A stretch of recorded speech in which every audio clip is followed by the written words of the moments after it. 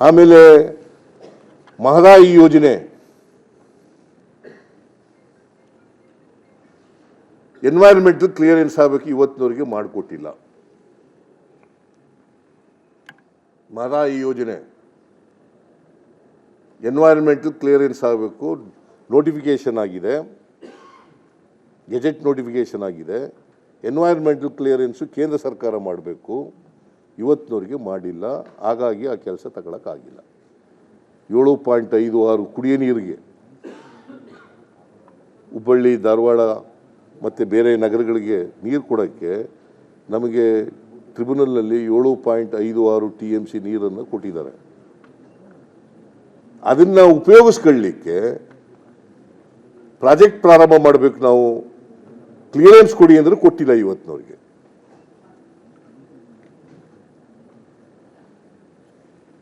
That is number. ಆಮೇಲೆ upper Krishna ಅದನ್ನು national project ಮಾಡ್ತೀವಿ ಅಂತ ಹೇಳಿದ್ರು. 130.9 TMC ನೀರಲ್ಲ, ಭದ್ರಾ, ಅಪ್ಪರ್ ಭದ್ರಾ ಇದಿರೋದೆಷ್ಟು? ಇದ್ರದ್ದೇ 130.9 UKP ಬಗ್ಗೆ ಮಾತಾಡ್ತಾರೆ. ನ್ಯಾಷನಲ್ ಪ್ರಾಜೆಕ್ಟ್ ಮಾಡೋದು ಭದ್ರಾ ಸರ್, ಅದು ಬೇರೆ.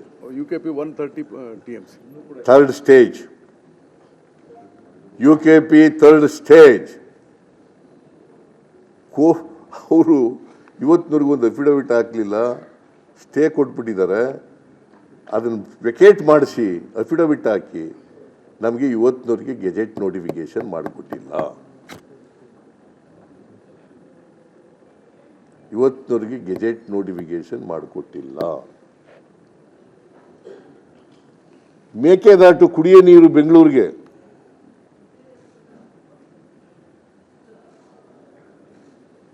ಇವತ್ತಿನವರೆಗೆ ಅನುಮತಿ ಕೊಟ್ಟಿಲ್ಲ.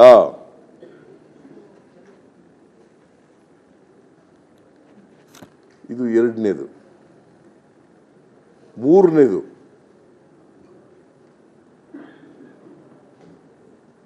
ಬರಗಾಲ ಬಂದಿದೆ ಕರ್ನಾಟಕದಲ್ಲಿ.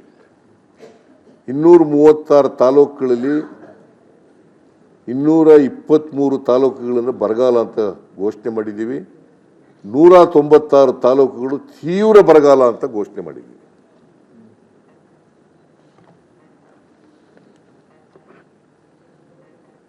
ಸೆಪ್ಟೆಂಬರ್ 23ರಲ್ಲಿ ಸೆಂಟ್ರಲ್ ಟೀಮ್ ಬಂತು. ನಾವು ಮೆಮೊರಾಂಡಮ್ ಎಲ್ಲ ಕೊಟ್ಟಿದ್ದೀವಿ. ಸೆಂಟ್ರಲ್ ಟೀಮ್ ಬಂತು. ಅವರು ವಿಸಿಟ್ ಮಾಡಿ 4 ದಿನ ವಿಸಿಟ್ ಮಾಡಿ ಕೇಂದ್ರ ಸರ್ಕಾರಕ್ಕೆ ರಿಪೋರ್ಟ್ ಕೊಟ್ಟಿದ್ದಾರೆ. There is a committee under the chairmanship of Home Minister Sri Amit Shah. ನಮ್ಮ ಮಿನಿಸ್ಟ್ರಿಗಳು ಭೇಟಿ ಮಾಡಲಿಕ್ಕೆ ಪ್ರಯತ್ನ ಮಾಡಿ ಕೊನೆಗೆ ಕಾದಿರುವಳು ಶಬರಿ ಅನ್ನೋ ರೀತಿಯಲ್ಲಿ ಕೊಟ್ಟರು ಭೇಟಿ ಮಾಡೋಕ್ಕೆ.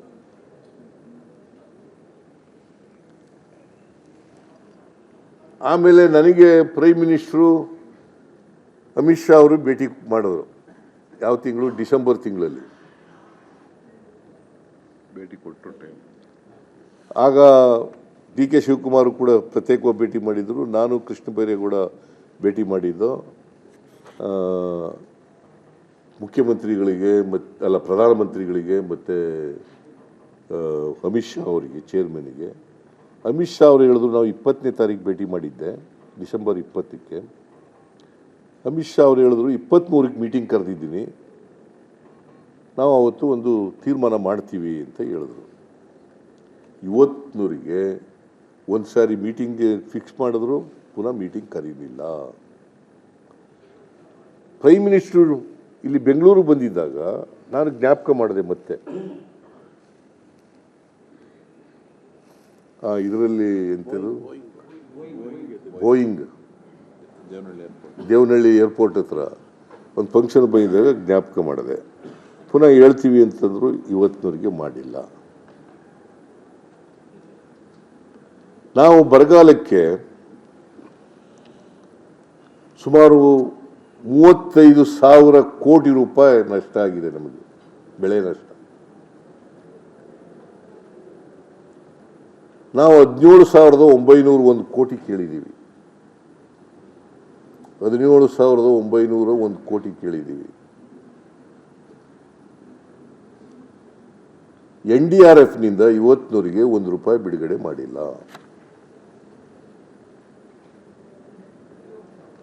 ಈ NDRFನಲ್ಲೂ ಕೂಡ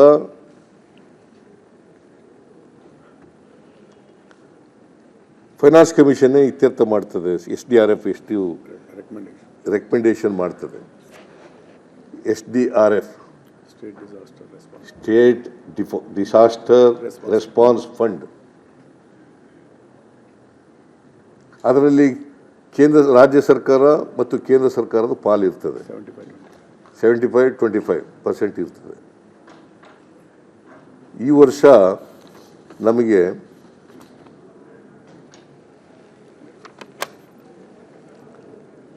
ಕರ್ನಾಟಕಕ್ಕೆ 697 ಕೋಟಿ ಸೆಂಟ್ರಲ್ ಶೇರ್, 697 ಕೋಟಿ ಸೆಂಟ್ರಲ್ ಶೇರ್, 232 ಕೋಟಿ ಸ್ಟೇಟ್ ಶೇರ್ ಸೇರಿ ಒಟ್ಟು ನಮಗಿರ್ತಕ್ಕಂಥದ್ದು 929.61 ಕೋಟಿ. ಇದು SDRF. This is not NDRF. NDRFನಲ್ಲಿ ನಮಗೆ ಇಂಥ ಪ್ರವಾಹ ಬಂದಾಗ, ಬರಗಾಲ ಬಂದಾಗ ಆ NDRF ದುಡ್ಡನ್ನ ಇಷ್ಟು ಇಡಬೇಕು ಅಂತ ಇರ್ತಾರೆ, ಅದರಲ್ಲಿ ಕೊಡಬೇಕು. ಇದು ಯಾಕೆ ನಾನು ಹೇಳ್ತಾ ಇದ್ದೀನಿ ಅಂತಂದರೆ, ಈಗ ಪ್ರವಾಹ ಬಂದಿತ್ತು 2019ರಲ್ಲಿ. ಆಗಲೂ ದುಡ್ಡು ಕೊಡಲಿಲ್ಲ. ಆಗ ಪಾಪ ನೀವೆಲ್ಲ ನೋಡಿದ್ದೀರಿ, ಪತ್ರಿಕೆಯಲ್ಲೆಲ್ಲ ನೋಡಿದ್ದೀರಿ, ಯಡಿಯೂರಪ್ಪನವರು ಮುಖ್ಯಮಂತ್ರಿ ಆಗಿದ್ದರು. ಅವರು ಪ್ರಧಾನಮಂತ್ರಿಗಳಿಗೆ ಗ್ವಾಗರ್ದರೂ ಕೊಡಲಿಲ್ಲ. ಪಬ್ಲಿಕ್ ಫಂಕ್ಷನ್ನಲ್ಲಿ ನೋಡಿರ್ಬೇಕಲ್ಲ ನೀವೆಲ್ಲ, ಕೊಡಲಿಲ್ಲ. ಬಸವರಾಜ ಬೊಮ್ಮಾಯಿ ಇಲ್ಲ. ಯಾಕಂದರೆ ಇವರಿಗೆ ಜೋರಾಗಿ ಮಾತಾಡೋಕ್ಕೆ ಬಾಯೇ ಇಲ್ಲ. ಇವರು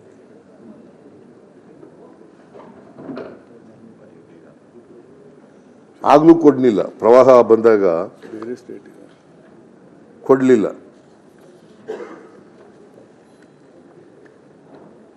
ಆಗ ಎಷ್ಟು ಕೊಟ್ಟರು ಗೊತ್ತಾ? ಎಷ್ಟು ಕೇಳಿದ್ರು? ಎಲ್ಲ ಇದೆಲ್ಲ ಇದೆ ಇಲ್ಲಿ ತಳಪ.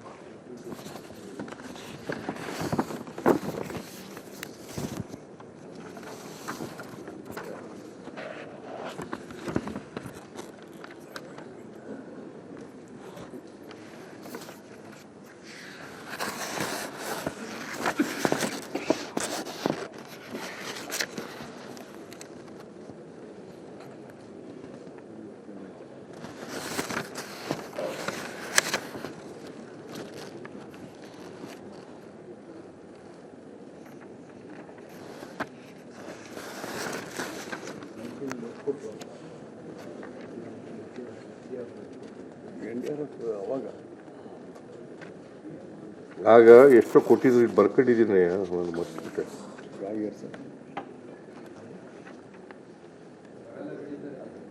ಇಲ್ಲಿ ಅವೆಲ್ಲ ಹೇಳ್ತೀನಿ ನಾನು.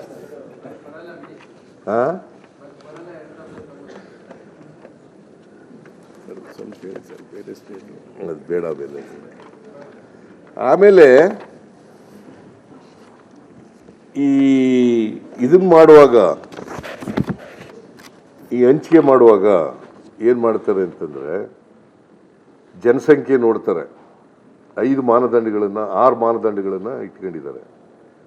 ಒಂದು ಜನಸಂಖ್ಯೆ, ಇನ್ನೊಂದು ವಿಸ್ತೀರ್ಣ, ಮತ್ತು ಇನ್ನೊಂದು ನ್ಯಾಷನಲ್ ಲೆವೆಲ್ನಲ್ಲಿ ಇಂಡಿವಿಜುವಲ್ ಇನ್ಕಮ್ ಇದೆಷ್ಟಿರ್ತದೆ ಅಂತ, ಆಮೇಲೆ ಅರಣ್ಯ ಪ್ರದೇಶ ಎಷ್ಟಿದೆ ಅಂತ, ತೆರಿಗೆ ಮತ್ತು ಹಣಕಾಸಿನ ಪರಿಸ್ಥಿತಿ, ಆಮೇಲೆ ಸಮುದಾಯದ ಅಭಿವೃದ್ಧಿ. ಇವು 6 ಮಾನದಂಡಗಳು. ಸೊ ನಾರ್ಮಲಿ 1971 ಸೆನ್ಸಸ್ ಇದೆಯಲ್ಲ, ಅದ್ರ ಪ್ರಕಾರ ಮಾಡ್ತಿದ್ರು, ಹಿಂದೆ ಎಲ್ಲ ಮಾಡ್ಕೊಬಂದಿದ್ರು. ಇವರು 15ನೇ ಹಣಕಾಸಿನ ಆಯೋಗದಲ್ಲಿ 2011ನೇ ಇದನ್ನು ತಗೊಂಡಿದ್ದಾರೆ. ಸಾಮಾನ್ಯವಾಗಿ ಜನಸಂಖ್ಯೆ ನಾವೆಲ್ಲ ಕಂಟ್ರೋಲ್ ಮಾಡಿದ್ದೀವಿ, ಫ್ಯಾಮಿಲಿ ಪ್ಲ್ಯಾನಿಂಗ್ ಎಲ್ಲ. ಉತ್ತರ ಭಾರತದಲ್ಲಿ ಕಂಟ್ರೋಲ್ ಮಾಡಲಿಲ್ಲ. ಫ್ಯಾಮಿಲಿ ಪ್ಲ್ಯಾನಿಂಗು ಉತ್ತರ ಭಾರತದಲ್ಲಿ ಮಾಡಲಿಲ್ಲ. ಈಗ ಉತ್ತರ ಪ್ರದೇಶ, ಬಿಹಾರ, ಮಧ್ಯಪ್ರದೇಶ, ರಾಜಸ್ಥಾನ ಈ ಪ್ರದೇಶಗಳಲ್ಲಿ ಮಾಡಲಿಲ್ಲ. ನಮ್ಮ ದಕ್ಷಿಣ ಭಾರತದಲ್ಲಿ ಫ್ಯಾಮಿಲಿ ಪ್ಲ್ಯಾನಿಂಗ್ ಭಾಳ ಚೆನ್ನಾಗಿ ಮಾಡಿದ್ದೀವಿ ಮತ್ತು ಜನಸಂಖ್ಯೆ ಸ್ಫೋಟ ಆಗದ ರೀತಿ ನೋಡ್ಕೊಳ್ತಕ್ಕಂಥ ಕೆಲಸ ಮಾಡಿದ್ದೀವಿ. ಇವು ಮಾನದಂಡಗಳು: ಜನಸಂಖ್ಯೆ, ವಿಸ್ತೀರ್ಣ, ರಾಜ್ಯಗಳ ವಿಸ್ತೀರ್ಣ ಎಷ್ಟಿದೆ, ವರಮಾನ ಎಷ್ಟಿದೆ, ವರಮಾನದ ಅಂತರ ಎಷ್ಟಿದೆ,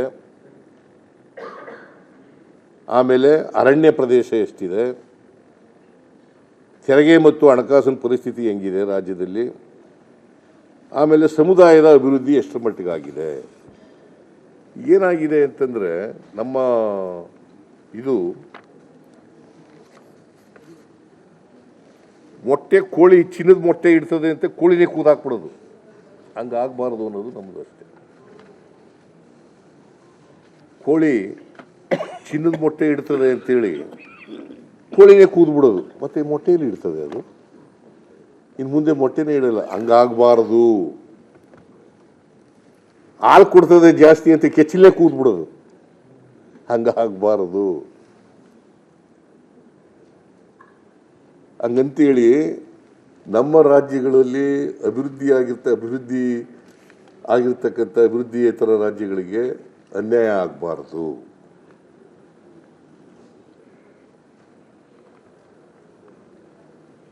ಸೊ ಇದೇನಾಗಿದೆ ಅಂತಂದರೆ, ನಮಗೆ ಪತ್ರ ಬರೆದರೂ ಕೂಡ ಕೇಂದ್ರ ಸರ್ಕಾರಕ್ಕೆ ಉತ್ತರ ಕೊಡಲ್ಲ ಅಂತಂದರೆ ಎಷ್ಟು ಮಟ್ಟಿಗೆ ಮಲತಾಯಿ ಧೋರಣೆಯನ್ನು ಅವರು ಅನುಸರಿಸ್ತಾ ಇದ್ದಾರೆ. ಪತ್ರ ಬರೆದರೂ ಕೂಡ ಉತ್ತರ ಕೊಡಲ್ಲ ಅಂತಂದರೆ ಇದು ಒಕ್ಕೂಟದ ವ್ಯವಸ್ಥೆ ಇರ್ತಕ್ಕಂಥದ್ದರ ಲಕ್ಷಣನಾ?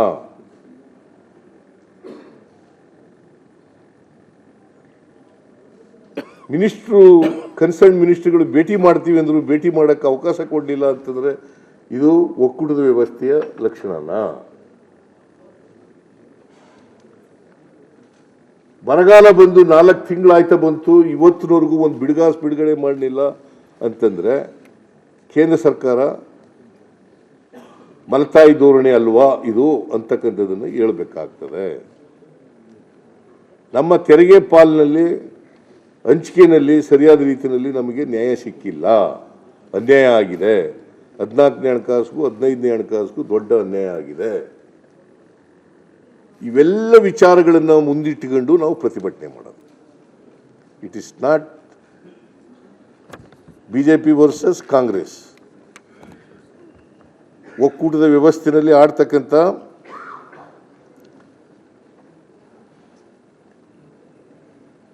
ಅನ್ಯಾಯನ ಸರಿಪಡಿಸಿ ಅಂತಕ್ಕಂಥದಕ್ಕೋಸ್ಕರ ಕೇಂದ್ರ ಸರ್ಕಾರದ ಗಮನ ಸೆಳೆಯೋದು, ರಾಜ್ಯ ಸರ್ಕಾರದ ಗಮನ, ಜನರ, ಇಡೀ ದೇಶದ ಜನರ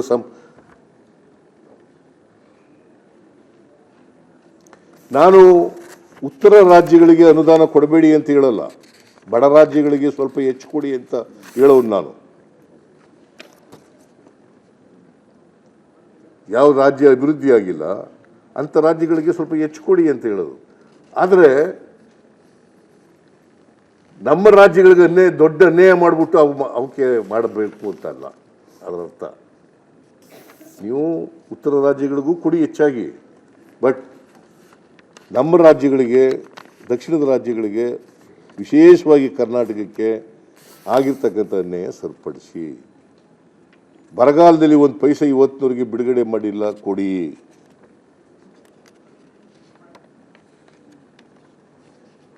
ಇವತ್ತಿನವರೆಗೆ 15ನೇ ಹಣಕಾಸಿನಿಂದ 14ನೇ ಹಣಕಾಸಿನಿಂದ 15ನೇ ಹಣಕಾಸುವರೆಗೆ ನಮ್ಮ ರಾಜ್ಯದ 1,87,000 ಕೋಟಿ ಅನ್ಯಾಯ ಆಗಿದೆ. ಬರಬೇಕಾಗಿರೋದು ನಮಗೆ ಬಂದಿಲ್ಲ. 14th ಫೈನಾನ್ಸ್ ಕಮಿಷನ್ ಪ್ರಕಾರ 15ನೇ ಹಣಕಾಸಿನಲ್ಲಿ ನಮಗೆ ಹಂಚಿಕೆ ಮಾಡಿದರೆ ಇಷ್ಟು ನಷ್ಟ ಆಯ್ತಿರಲಿಲ್ಲ. ಸೊ ಇವತ್ತು ಭಾರತೀಯ ಜನತಾ ಪಕ್ಷದವರು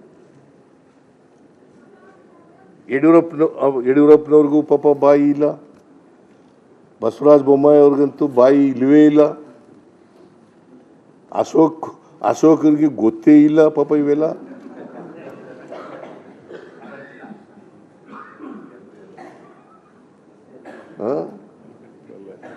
ಪ್ರಹ್ಲಾದ್ ಜೋಶಿ ಕೇಂದ್ರದಲ್ಲಿ ಮಂತ್ರಿ ಆಗಿದ್ದಾರೆ, ನಮ್ಮ ಎಂತೆವಳು ಅಮ್ಮ ಶೋಭಾ ಕರಂದ್ಲಾಜೆ ಮಂತ್ರಿ ಆಗಿದ್ದಾರೆ, ಎಂತೆವರು ಕೂಬಾ ಮಂತ್ರಿ ಆಗಿದ್ದಾರೆ.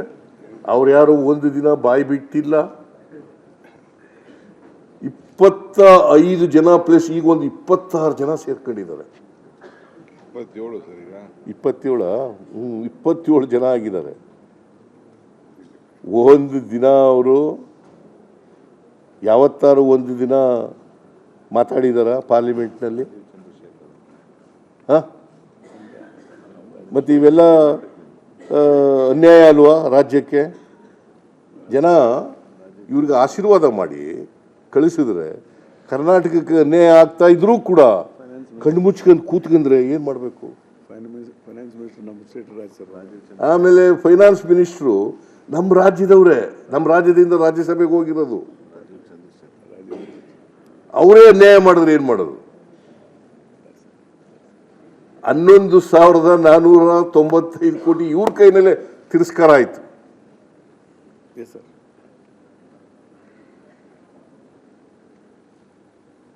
ಸೊ ಇವೆಲ್ಲ ರಾಜ್ಯಕ್ಕಾಗಿರ್ತಕ್ಕಂಥ ಅನ್ಯಾಯಗಳನ್ನು ರಾಜ್ಯದ ಹಿತದೃಷ್ಟಿಯಿಂದ, ರಾಜ್ಯದ ಜನರ ಹಿತದೃಷ್ಟಿಯಿಂದ ಪ್ರತಿಭಟನೆಯನ್ನು ನಾವು ಹಮ್ಮಿಕೊಂಡಿದ್ದೇವೆ. I hope that you are all convinced. ತಾಳಪ್ಪ ಮಾರಾಯ, ಸುಮ್ಮನೆ ಇರು, 7 ಗಂಟೆ ಮರ್ತ್ಬಿಟ್ರೆ ಬರ್ಕೊಬಿಡಿ. ಆಮೇಲೆ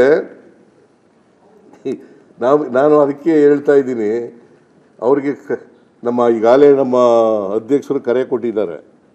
ಈ BJP MLAಗಳಿಗೂ ಬರ್ರಿ, MP ಗಳಿಗೂ ಬರ್ರಿ, BJP MP ಗಳಿಗೆ ಬರ್ರಿ, ನೀವೇ BJP ಮಂತ್ರಿಗಳು ನೀವು ಬರ್ರಿ, ಪ್ರತಿಭಟನೆಯಲ್ಲಿ ಭಾಗವಹಿಸಿ. ಇದೇನು ಕೇಂದ್ರ ಸರ್ಕಾರದ ಇದಕ್ಕೋಸ್ಕರ ಅಲ್ಲ, ಪಕ್ಷ ರಾಜಕಾರಣ ಅಲ್ಲ ಇದು, BJP ವಿರುದ್ಧ ಅಲ್ಲ ಇದು. ಬರ್ರಿ ನೀವು, ರಾಜ್ಯಕ್ಕೆ ಅನ್ಯಾಯ ಆಗಿರ್ತಕ್ಕಂಥ ಅನ್ಯಾಯ ಕೇಳೋಣ ಬರ್ರಿ ಅಂತ ಅವ್ರಿಗೂ ಕರೆ ಕೊಡ್ತಾ ಇದ್ದೀನಿ, ಅವ್ರಿಗೂ ಮನವಿ ಮಾಡ್ತಾ ಇದ್ದೀನಿ.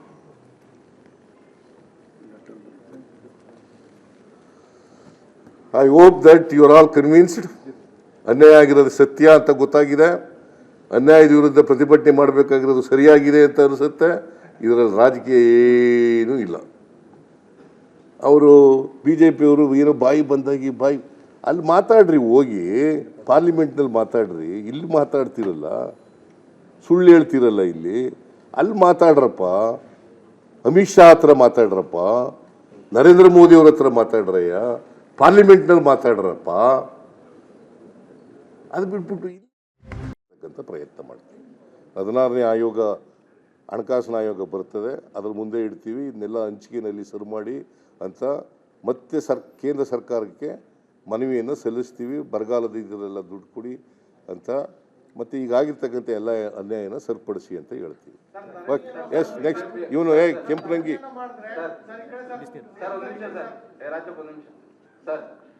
ಬಿಜೆಪಿ ಅವರು ನಿಮ್ಮ ವಿರುದ್ಧ ಒಂದು ಆರೋಪ ಮಾಡಿದ್ರು ನಿಮ್ಮ ಸುದ್ದಿಗೋಷ್ಠಿಗೂ ಮೊದಲು. ಯಾರು? ನೀನು ಹೇಳಪ್ಪ. ಸರ್, ರಾಜ್ಯದಲ್ಲಿ ರಾಜಸ್ವ ಸಂಗ್ರಹ ಮಾಡಕ್ಕಾಗದೇನೆ ಈಗ ಕೇಂದ್ರದ ಮೇಲೆ ಗೂಬೆ ಕೂರಿಸುವಂತ ಒಂದು ಕೆಲಸ ಸಿದ್ದರಾಮಯ್ಯ ಮತ್ತೆ DK ಶಿವಕುಮಾರ್ ಅವರು ಮಾಡ್ತಾ ಇದ್ದಾರೆ ಅನ್ನುವಂತ ಒಂದು ಆರೋಪವನ್ನ ಬಿಜೆಪಿಯ ರಾಜ್ಯಾಧ್ಯಕ್ಷ ವಿಜೇಂದ್ರ ಅವರು ಮಾಡಿದ್ದಾರೆ. ಫಸ್ಟ್ ಆಫ್ ಆಲ್, ವಿಜೇಂದ್ರನಿಗೆ ಈ ತೆರಿಗೆ ಎಷ್ಟು ಅನ್ಯಾಯ ಆಗಿದೆ ಅನ್ನೋದು ಗೊತ್ತಿದ್ದಾಗಿಲ್ಲ, ಗೊತ್ತಾಯ್ತಾ? ನಾನು ಅಂಕಿ ಅಂಶಗಳ ಮೂಲಕ ಹೇಳಿದ್ದೀನಿ. I hope that you have understood the figures that I have mentioned. ಅವ್ರಿಗೆ ಇವೆಲ್ಲ ಗೊತ್ತಿದ್ದ ಅಂಕಿ ಅಂಶಗಳು ಹೇಳಿದ್ರು ಅವರು. ಅಲ್ಲ, ಬರೀ ಸುಮ್ಮನೆ ಏನು ಜನರಲ್ ಆಗಿ ಹೇಳೋದಲ್ಲಯ್ಯ, ಈ ಫ್ಯಾಕ್ಟ್ಸ್ ಫಿಗರ್ಸ್ ಎಲ್ಲ ಹೇಳಿದ್ರಾ? Please ask him. Okay, next.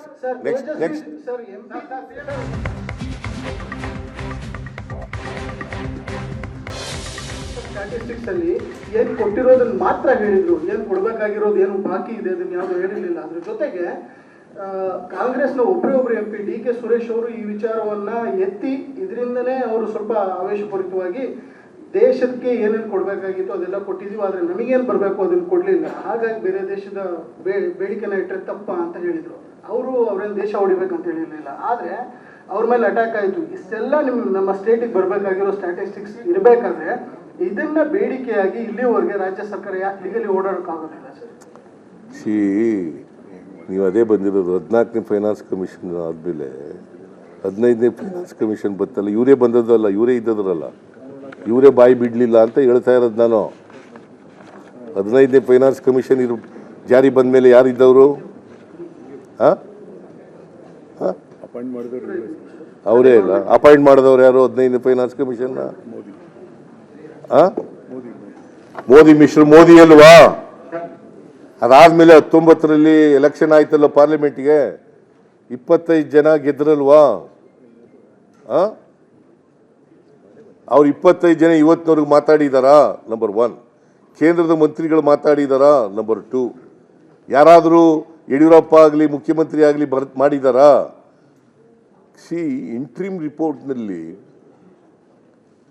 ಮತ್ತೆ ಫೈನಲ್ ರಿಪೋರ್ಟ್ನಲ್ಲಿ ಹೇಳಿರ್ತಕ್ಕಂಥ 11,495 ಕೋಟಿ ತಗೊಂಡ್ರ, ಅದು ಹೋಯ್ತಲ್ಲ, ಕೇಳಿದ್ರ? ಅದರಿಂದ ಕೇಳಲಿಲ್ಲ. ಇದು ಅನ್ಯಾಯ. It's a great injustice caused to Karnataka state. ಇವರು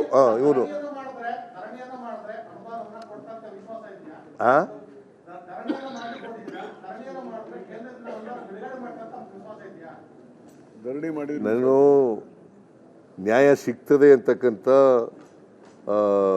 ಓಪ್ಸಿಂದ ಮಾಡ್ತೀವಿ. ರಾಜ್ಯ ಸರ್ಕಾರ ಸೂಕ್ಷ್ಮವಾಗಿದೆ ಅಂತ ಅನ್ಕೊಂಡಿದ್ದೀನಿ ನಾನು.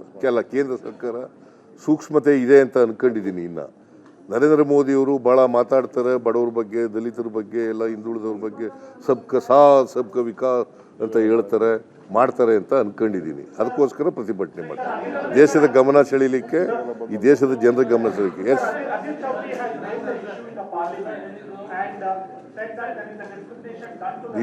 ಇವರು ಕೂತ್ಕೊಳ್ರಿ ನೀವು, ಆಮೇಲೆ ನೆಕ್ಸ್ಟ್ ನೀವು.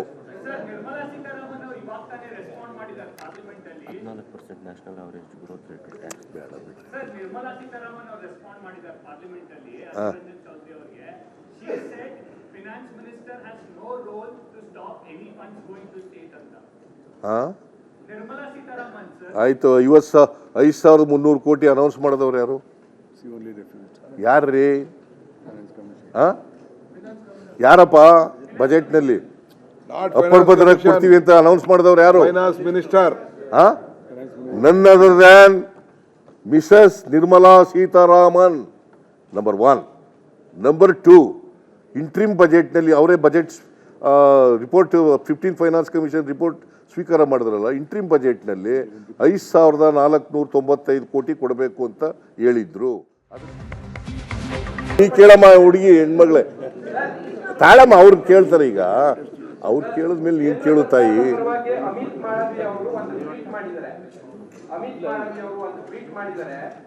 ಕೇಂದ್ರ ಸರ್ಕಾರದ ಕ್ರಾಂತಿ ನಾಯ್ಡು ಮತ್ತು ಡೆವಲ್ಯೂಷನ್ ಎಲ್ಲ ಸೇರಿ 2,82,791 ಕೋಟಿ ರೂಪಾಯಿ ಆಗಿದೆ. ಅದು 245.7% ಜಾಸ್ತಿ ಆಗಿದೆ ಅಂತ ಸೆಂಟ್ರಲ್ ಡೆವಲ್ಯೂಷನ್ ಆಫ್ ಫಂಡ್ ಲೆಕ್ಕ ಕೊಟ್ಟಿದ್ದಾರೆ. ಈಗ ನೋಡಿ, ನಾನು ಹೇಳಿದೆ ನಿಮಗೆ, 2018-19ರಲ್ಲಿ ಬಜೆಟ್ ಗಾತ್ರ 24 ಲಕ್ಷ ಕೋಟಿ ಇತ್ತು. ಆಗ ಎಷ್ಟು ಬಂದಿತ್ತು ನಮಗೆ?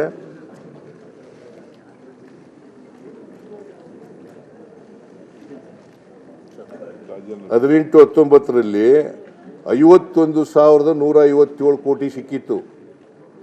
ಗೊತ್ತಾಯ್ತಾ? ಈಗ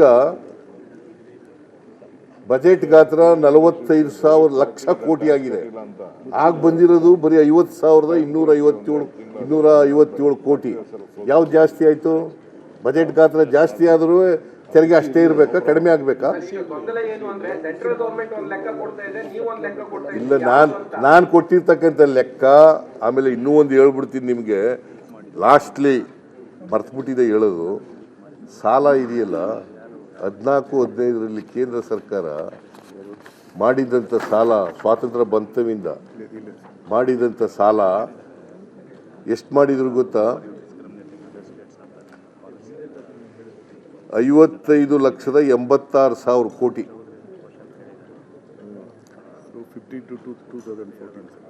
2052ರಿಂದ 47ರಿಂದ 2014ರವರೆಗೆ ಈ ದೇಶದ ಮೇಲೆ ಇದ್ದಂಥ ಸಾಲ 55,86,000 ಕೋಟಿ. ಈಗ ಎಷ್ಟಿದೆ ಗೊತ್ತಾ? 2025 ಮಾರ್ಚ್ವರೆಗೆ ಸಾಲ ಎಷ್ಟಾಯ್ತದೆ ಗೊತ್ತಾ? 186,31,000 ಕೋಟಿ. ಇವರು ನರೇಂದ್ರ ಮೋದಿಯವರು ಪ್ರೈಮ್ ಮಿನಿಸ್ಟರ್ ಆದಮೇಲೆ ಸ್ವಾತಂತ್ರ್ಯ ಬಂತವಿಂದ 55 ಲಕ್ಷ ಕೋಟಿ. ಈಗ 10 ವರ್ಷದಲ್ಲಿ 130,44,000 ಕೋಟಿ. ತಾಳೆ ಅಲ್ಲಿ ಕೇಳ್ತಾವ್ರ ಹೆಣ್ಮಗಳು, ತಳಪ ನೀನು ಎಲ್ಲ ಹೆಣ್ಮಗಳು ನಿನಗಿಲ್ಲಪ್ಪ, ನೆಕ್ಸ್ಟ್ ನೀನು. ಆಮೇಲೆ ಆ ಹೆಣ್ಮಗಳು ಕೇಳ್ತಾ ಇದ್ದಾರೆ ತಾಳೆಯ, ನೀನು ಹೆಣ್ಮಕ್ಳ ಬಗ್ಗೆ ಏನು ಸಿಂಪತಿನೇ ಇಲ್ವಲ್ಲ? ಸೌತ್ ಇಂಡಿಯಾ ರಾಜ್ಯಗಳು ಎಲ್ಲ ಕೂಡ್ತೀರಾ ಅಂತ ಸರ್. Yes please ask.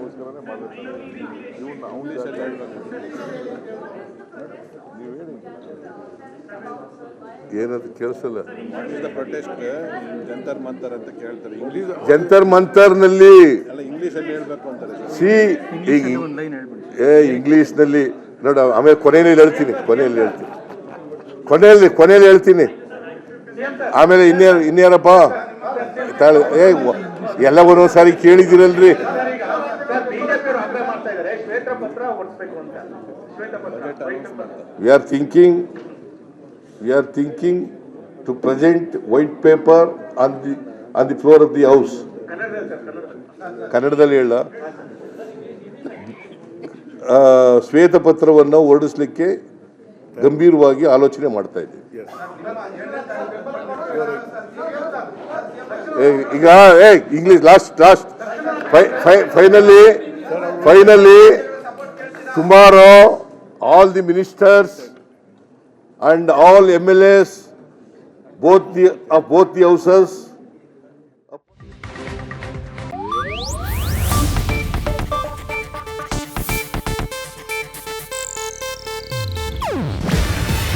ಇದು ಏಷ್ಯಾನೆಟ್ ನ್ಯೂಸ್ ನೆಟ್ವರ್ಕ್ ಪ್ರಸ್ತುತಿ. ನೀವು ನೋಡ್ತಿದ್ದೀರಾ ಏಷ್ಯಾನೆಟ್ ಸುವರ್ಣ ನ್ಯೂಸ್.